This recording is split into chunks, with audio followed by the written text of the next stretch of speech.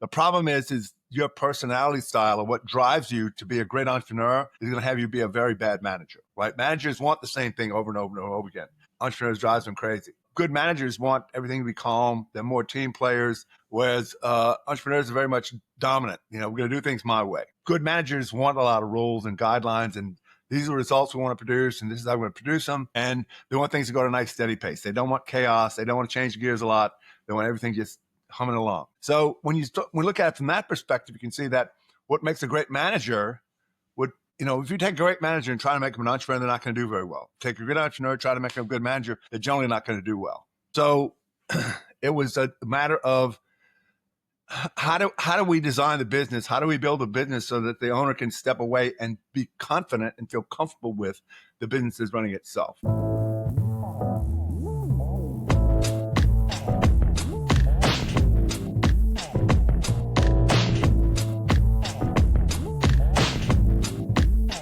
Welcome to the Winner Circle podcast. I'm your host, Jay Adewole, and today we have an incredible guest joining us, Cary Prejean.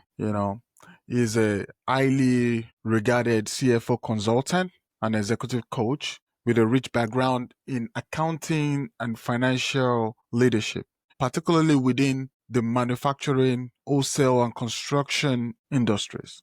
With over 30 years of experience and being a certified ontological coach since 1992, Cary has a unique blend of financial expertise and coaching skills that allow him to work effectively with executives. His mission is to transform business owners into visionary and prime business generators, rather than just getting bogged down in the hula-baloos of daily management. So today we're going to be diving into an exciting and essential topic that every business owner needs to consider. And the word is transformative strategies for increasing profit and cash flow. And today, Cary is going to share with us 12 actionable strategies that you can implement in your business right away. Not tomorrow, but right away. Whether you're a seasoned entrepreneur or you're just starting out, there's something here for everyone. So I'm going to say, welcome to the Winner Circle, and I'm thrilled to have you here today. Thank you for having me here, Jay. I appreciate you having me on. Yeah, good to have you on the show. So let's start from the beginning, Cary. Can you share a bit about your journey and how you became a CFO consultant and also an executive coach? Education is in accounting. I worked with one of the big 8 accounting firms at the time. I think they're down to 3 now. I worked for a couple of Fortune 500 companies. I got hired away by a client from the CPA firm. And what I found was smaller to medium-sized businesses that I worked for, and actually that I worked with and as a consultant, the business owners didn't really understand what the financial statements were about, had no clue. Didn't know how to read them, didn't know what they meant, they didn't see a story about their business in their financial statements. So I went about trying to educate them or learning how to educate them. And along the way, as you said, I became a certified ontological coach back in 1987. Oh, no, actually, it wasn't until 1999. I got into the training of that ontology of language in 87. It took me 5 years to become a certified coach. And that really helped me in terms of being able to relate to business owners, entrepreneurs, because they see the world very differently, right? They generally don't take no for an answer. They're very dominant. They want to get their way. They don't take no for an answer. They're generally very, very extroverted. They're good with people. They know how to, get to know people quickly. They're also very fast paced. They can change gears a whole lot. What they hate would be given the same job to do all day, every day. They wouldn't like that, right? And also, they don't want a lot of rules for them. They don't want a lot of structure and rules. And, it's like you're putting me a straitjacket on me. What are you doing? But that mindset allows them to go out and make what other people see as risky, turn it into a profitable business. So, and the other thing is with business owners or entrepreneurs, generally, they're not that good with details. They're not that good with follow through, right? They're not good with that stuff. So you need to build an organization around them that will make sure that things get followed up. And really, you want to build an organization that can run by itself, because most entrepreneurs are not good managers. But again, the fallacy is, I started the business, I own the business, I should be the best person there is to manage the business. The problem is your personality style or what drives you to be a great entrepreneur is going to have you be a very bad manager, right? Managers want the same thing over and over and over again. Entrepreneurs drives them crazy. Good managers want everything to be calm. They're more team players, whereas entrepreneurs are very much dominant. We're going to do things my way. Good managers want a lot of rules and guidelines, and these are the results we want to produce, and this is how we're going to produce them. And they want things to go at a nice, steady pace. They don't want chaos. They don't want to change gears a lot.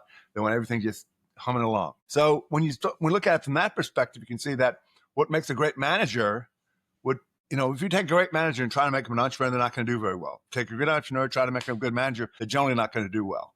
So it was a matter of how do we design the business? How do we build a business so that the owner can step away and be confident and feel comfortable with the business is running itself? So number one was processes, process for all your critical functions, to where the processes run the business. Number two is financial dashboards, where they spend an hour a week looking at all what they call the KPIs, the key performance indicators, and what we call dashboards. And like a dashboard on your vehicle, you only really notice it when it's flashing something's wrong. Your oil pressure's low, your engine's overheating, you run out of gas, whatever it is. So that way they can basically step back and do what they're really good at: finding possibilities, turning them into revenue, building a strong relationship with customers, vendors, suppliers. And longer term, how can we design your business into the future, right? Rather than your business is going to be brought into the future by regulations, changing technology, competitors, changing marketplace, government regulations, government tax laws, whatever. That's going to push your business to places you may not want to go. So how do you purposely design it into the future to where it's something that's going to serve you best?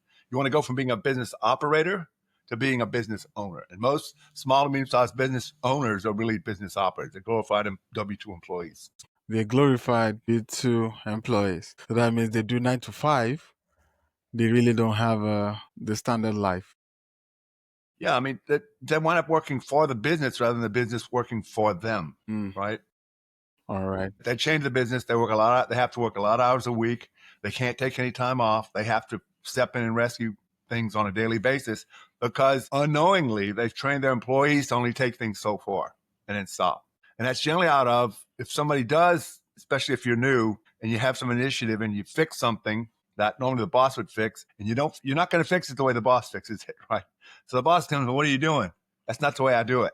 And so the message is, don't think too much, don't do too much, you're going to get your hand slapped. All right. Thank you so much for that information. That's so powerful. I also know, you emphasize a lot about the word transforming business owners into visionaries. So what does transformation look like in business? Right.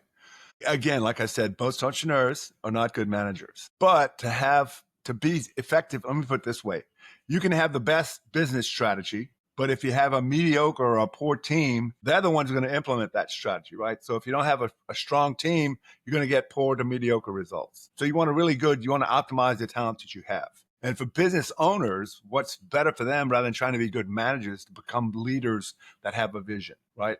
How do you know if you're a leader? Well, you have followers, but having employees doesn't necessarily mean you have followers. So you want to have some vision of what's possible, what your contribution to the world is going to be. And in that vision, you have a place for all your team members that they see they have their own little vision as part of the bigger vision, right? You're going to attract the right people that want to come be with you.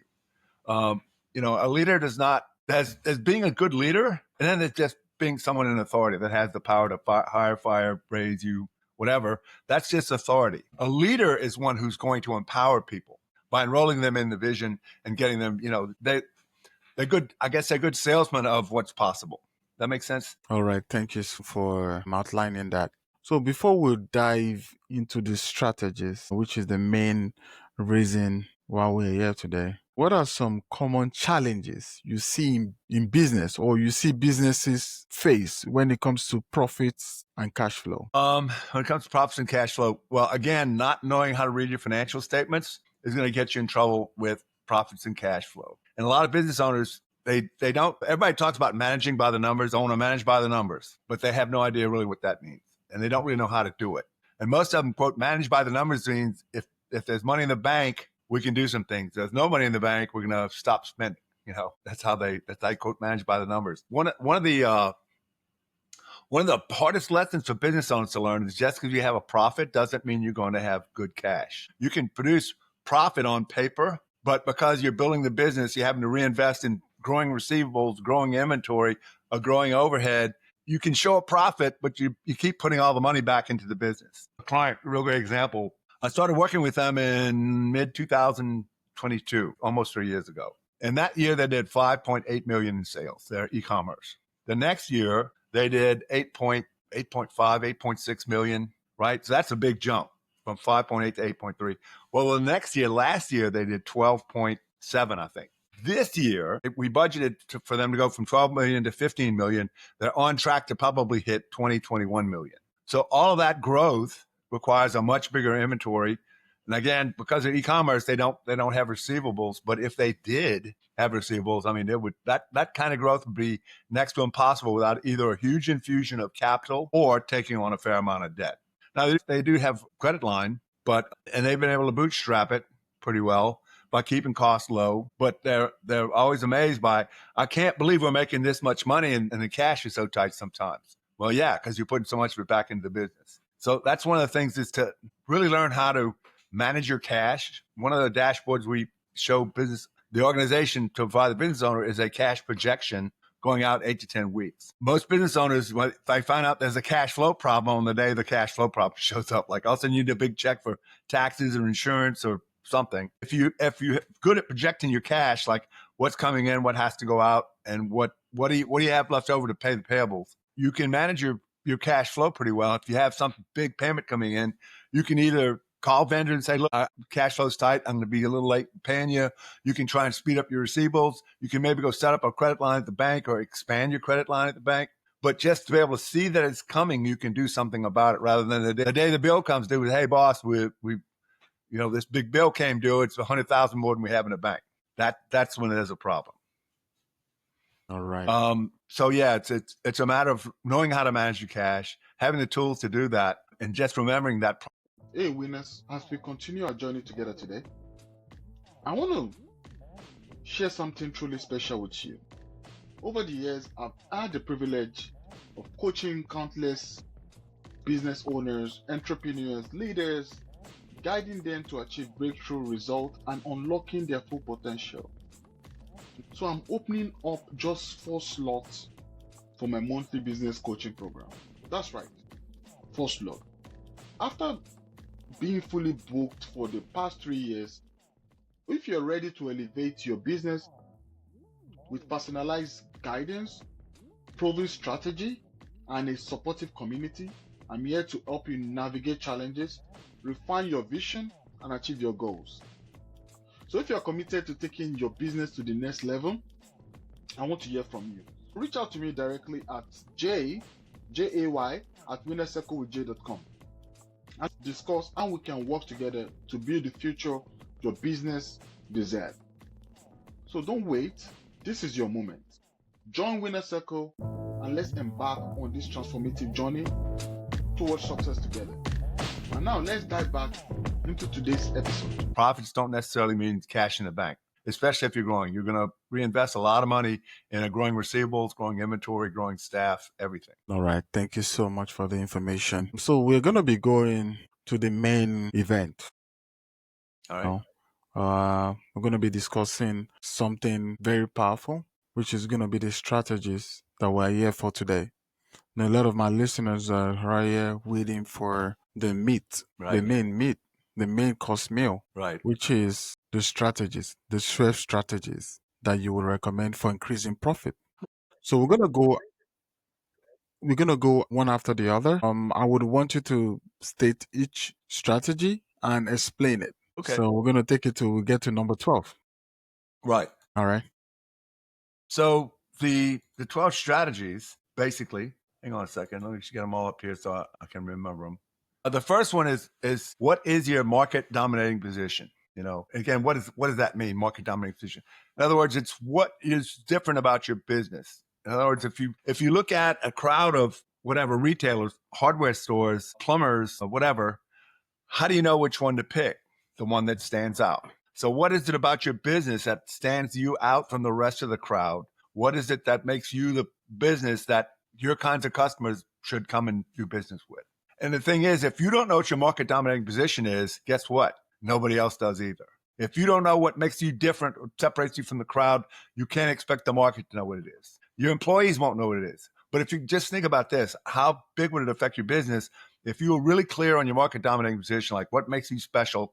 Your employees were real clear about it. They were able to speak to the customers, and especially prospective customers, about why we're special. You need to do business here and get that message out to the community. That's going to have an impact on your revenue. A second one is a second strategy is having compelling offers.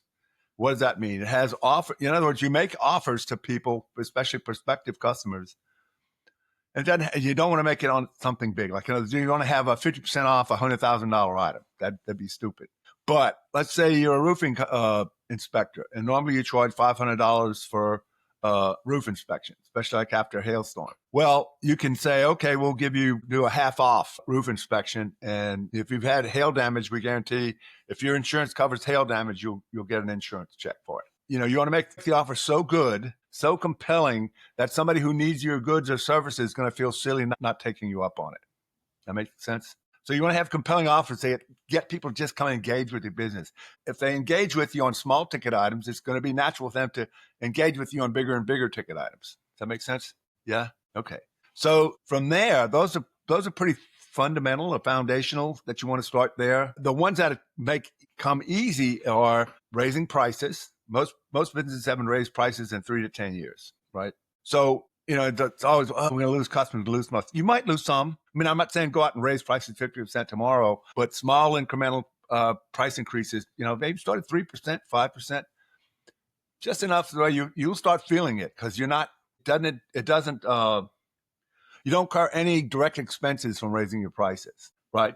So you can have the same number of transactions, but your revenue is going to go up. You have more cash in the bank. And you may lose some customers who notice it, especially after a while. Generally, those are the people who are shopping strictly on price. They don't really appreciate the quality or the value of what it is you do or what you sell. So they're probably your biggest complainers usually. And again, you can lose a fair chunk of your customers, even with something like a 5% price increase, and still make more money. After that, that's cutting your cost. You'd be amazed at going through a profit and loss statement or income statement with a business and looking at stuff they have on monthly subscription. You're still using this stuff? No, we haven't used that in years. Why are you still paying for it? Also negotiating with your suppliers, especially the ones that you spend a lot of money with. Hey, I spent, $1 million to $5 million with you last year. What can we do about prices?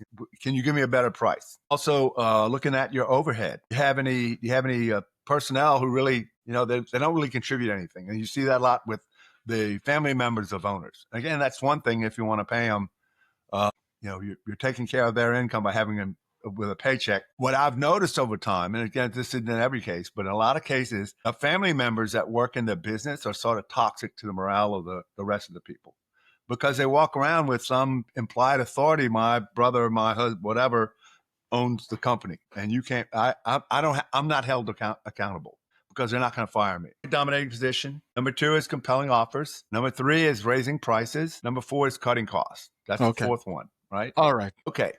So you want to go through your expenses and what can you reduce? What can you cut out? Right? And one of the things you really want to look for is some business owners, after they've achieved some success, they get a case of what I call affluenza, where they put a sailboat in the business, or they'll put this one guy I know, he put a horse ranch in his business and bankrupted him eventually. Things like that. You don't want to put luxury items in the business. If you can afford them on your own, go for it. But you don't want to tie your business down with that stuff. Also, here's number 5, upsell and cross-sell, right? Upsell, classic example of upsell is you go through McDonald's, you want to supersize that. You want to make the value meal, upsell. It's the same transaction, but you can add value to it, add products or services with it, and customer will pay more. Cross sell is you get a value meal. Would you like a high apple pie with that? Something else. Offer them some other products that aren't included in the package. So that's upsell and cross sell. You can also do bundling. Same thing with the Happy Meal. Instead of just getting the burger, if you got the burger, the fries, and the drink separately, it'd be one price. But if we bundle them, it'll be one price, and you'll be buying more than just a burger. That's bundling, right? So what are your services or your products can you bundle and sell more to that customer? Because now instead of them buying just this one product, they're buying a bundle of products at a discounted price, but you're still selling more. Oh, this is one I love. Joint ventures and alliances. Are there any businesses that address the same customers you do, but don't offer what you offer?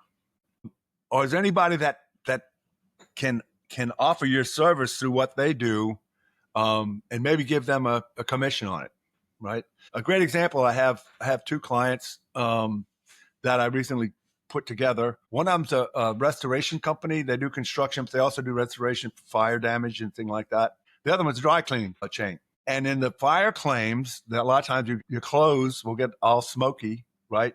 Or get water from them putting the fire out, and they need to be clean. The insurance company would rather pay to have the clothes clean than replace them with new clothes because it's cheaper. So I got the dry cleaning together with the construction company that does restoration work. They had never tried to do the dry clean, or do the laundry part of a fire claim.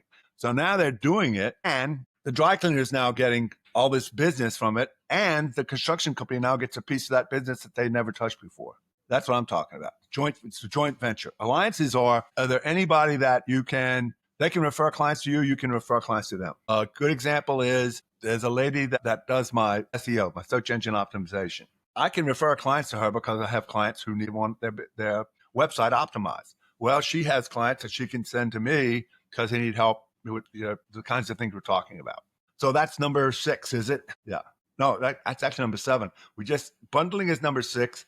Joint ventures and alliances is number 7. Additional products and services. What other products and services maybe that you aren't offering right now, but that would go along with what you do? So let's just say your oil change places. You're going to go in there and get your oil changed.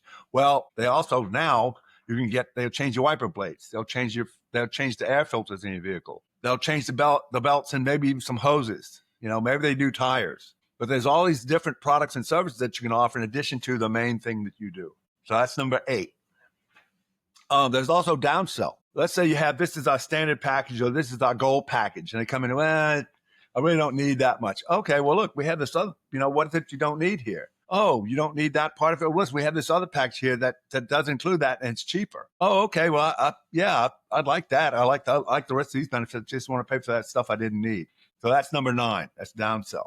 Then there's a drip campaign. You know what a drip campaign is, where you're contacting people in an email list, say, or you can do by text now, where you're contacting them constantly with, we have this offer, we have this special, we have this flash sale. So just constantly contacting them. And the reason you do that is because when not everybody has a concern. Let me say it this way to explain to me. If you're going through the Amazon jungle, do you need a heart surgeon? No, not until the spear comes in and sticks you in the chest. Then you need a heart surgeon. So you want to be that top of mind person when that concern, when that need arises. Who do they think of? They think of you. So everybody has, like, you think of what's an investment house? I'll go with Merrill Lynch. I'm with Merrill Lynch. Okay, well, that's it. They have top of mind awareness with you. What's a good steak restaurant? Oh, I like Sullivan's here in town. Top of mind awareness. So you want to be that. You want to have that identity in people's minds. They may not need what you offer every day or even every month, but when they do need it, you want them to know it's you. And drip campaigns can create that top of mind awareness out there in the marketplace. So that's number 9. Also, more leads. There's all kinds of different ways that you can get more leads, right? Advertisements, you can give away stuff, freebies but they have to give you their name, their phone number, their email to get the freebie or something real heavily discounted. There's different strategies you can use to generate leads from all over and add to your drip campaign. And you never know when somebody's going to take those offers. They see some offer, you put them in, you send out these drip campaigns. Maybe, something comes up and suddenly they need your service. Also, digital marketing. If you're not advertising in the digital space these days, just advertise. They don't even have the phone book anymore. When I was growing up, everybody had Yellow Pages ads. They don't even have Yellow Pages anymore. Now it's Yelp. Right. But the newspapers, how many people still get the newspaper? It's a dying medium. How many people still watch TV? Most people are moving away from traditional TV and going just to streaming services. So you have to have it, everybody's on social media. So you have to have a digital presence. So you need some help there. You need some people who know how to do that for you. I think it's all of them. That's all. Yeah, that's all 12. Very powerful. That's very enlightening. And I'm sure the listeners are taking note of every point you mentioned. But I want you to summarize the common thread between these strategies. Common thread? Yes, correct. Well, it's taking these 12 strategies and getting the word out. The dominating market position, dominating market position is you telling the world, hey, this is why you want to do business with us. This is what's different about us. Compelling offers is, hey, we're really good and we're willing to give you this service at a discount or even free. Cutting costs is something that you should be on the lookout all the time. You get complacent in business. Next thing you know, you wonder why your overhead grows because you're not monitoring your costs. Raising prices. You shouldn't be scared to raise prices. Again, not a lot, but you raise it a little bit. You've heard the example of the frog in a boiling pot. You put a frog in boiling water, they'll jump right out. You put a frog in a pot that's just room temperature water and you turn the heat on, they'll sit in there and boil alive, right? So you don't want to be the frog that stays in the pot. You'll get boiled, right? But all those things are about how do we position our business and the offer that we are to the community, the concerns that we address. How do we position ourselves so that we're getting maximum traffic, maximum attention? People are noticing what we do so that we're the place they want to come to when they need whatever it is we're selling. All right. Thank you so much for that information, for clarifying it. So for business owners who already are feeling overwhelmed with where to even get started from, what is one actionable step they can take today to improve their profit and cash flow? What's one thing they can do to help them with profitability and cash flow? Correct. Where can they start today? Well, the two easiest ones are raising prices and cutting costs, right? So, and again, I know business owners are scared to death usually to raise prices, but I have a client who's a sports therapy clinic, and it's a husband and wife that own it. And the husband is actually he works with the golf teams of some universities. And he's really good at analyzing your swing, your mechanics and everything else and helping you improve your score. And he has people come in, he does this 2-appointment assessment thing. And he has people, he's constantly booked. He's overbooked. So I said, what that tells me is what you're offering is in high demand because he's getting a lot of people who are being referred into like, yeah, man, I worked with this guy and I took 7 strokes off my game. Most golfers would pay big money to do that. Well, he's charging, I don't know, I don't want to say the price, but he's charging less apparently than the market thinks it's worth. So I said, raise your prices, raise your price, from almost double your price. I don't know. Okay. So what if you lose 10%? You're almost doubling your price. You're going to work less and make more money. Well, he raised his price and guess what? Demand hasn't gone away. So in about 6 months, you're going to need to look at raising your price again. Raising prices is you'll be, if you have something that's really that good, you're not going to lose customers over price because of what you offer is good value. The other one, cost cutting. If you haven't looked at your expenses, you hadn't shopped your vendors, you hadn't shopped your business insurance, you hadn't shopped your group benefits, examine your payroll, look at how you're managing inventory. Do you have a lot? Here's another one. You have a lot of dead inventory. You look at your inventory as over bundles of cash on the shelves. And if it's not turning over a lot. If just you have any inventory that's probably a year old, sell it at cost. If you have, sell it below cost. Get the money out of there and put it back into something that turns better, that has a better turn rate.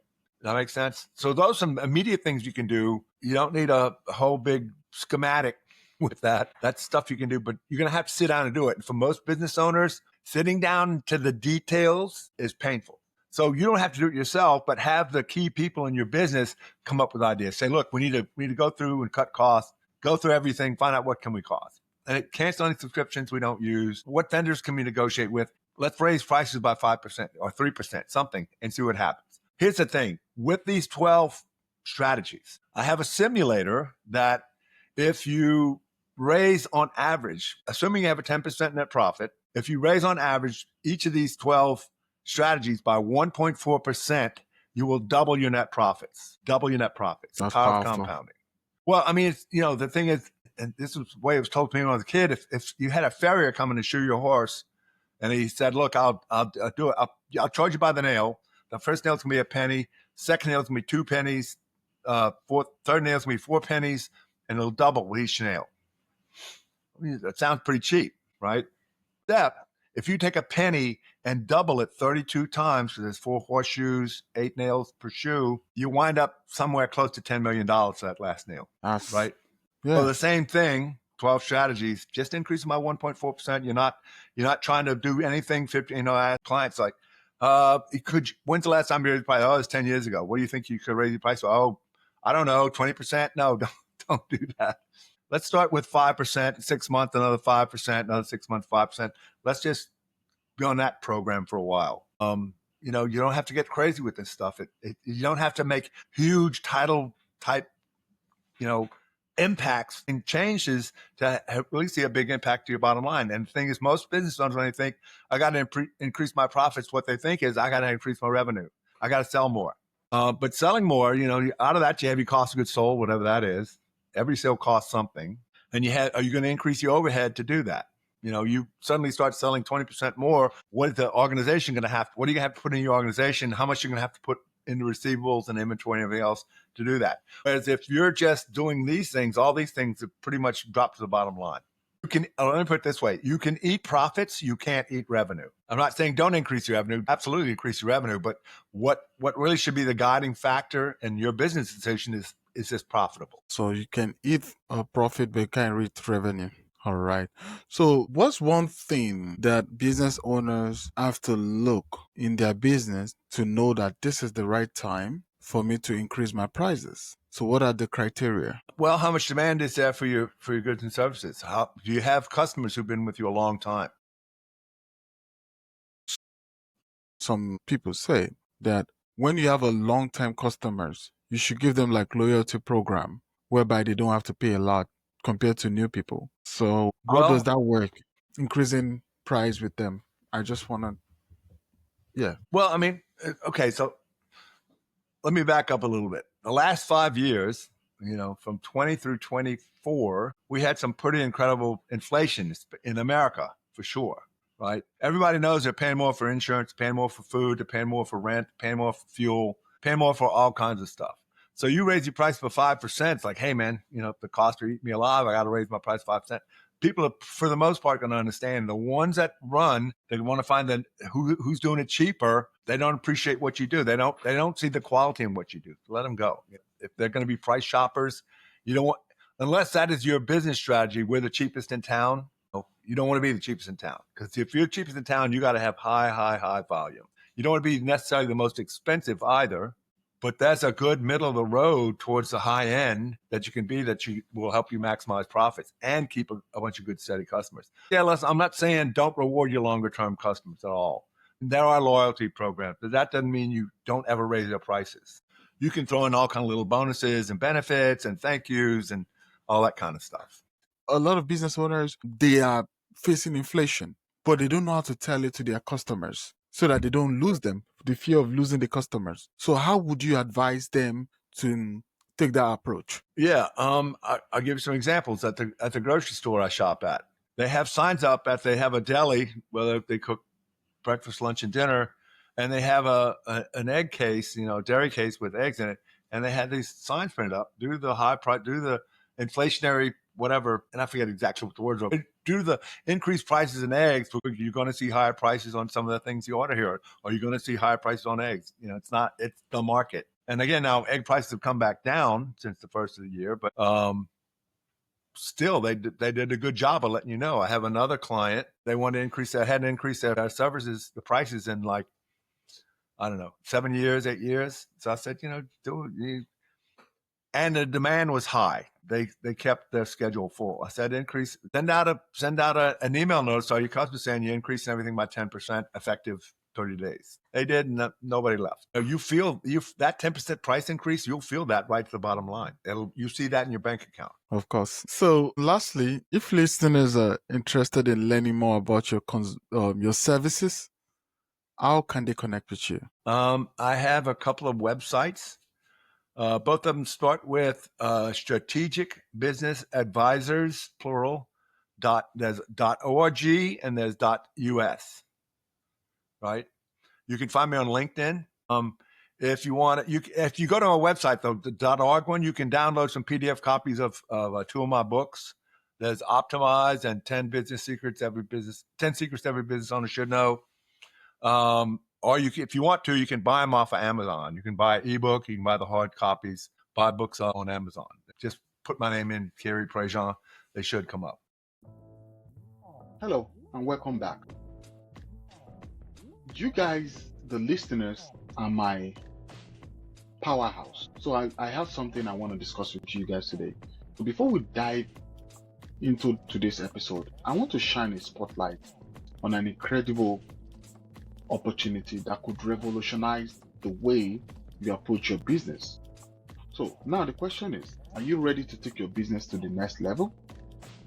Whether you're an entrepreneur, a leader, or a team member striving for excellence, I want to say Point of View Consulting in New York is your partner in strategic transformation. Whether you are in Texas or you are in whatever the city you are in, so far you're in the United States, they are helping businesses transform their business. So they are not just a consulting firm, they are your catalyst for change, a coaching powerhouse, and a branding leader, all rolled into one. At Point of View Consulting, their services includes strategic consulting, executive coaching, brand development, and performance optimization. And one interesting thing about this brand, Point of View Consulting, is right now they're offering an exclusive free consultation just for you. Now, this is your own chance to gain invaluable insight at no cost. Plus, when you decide to move forward with any services, just use the promo code Winner Circle Podcast to receive a hefty 30% discount on your services fee. It's simple. Imagine the transformation you could achieve with an expert guidance and a fresh perspective. So don't let this opportunity pass you by. I want you to visit www.pointofviewconsultinginc.com. So that is Point of View Consulting NC.com today to book your complimentary consultation and embark on a journey of growth and success.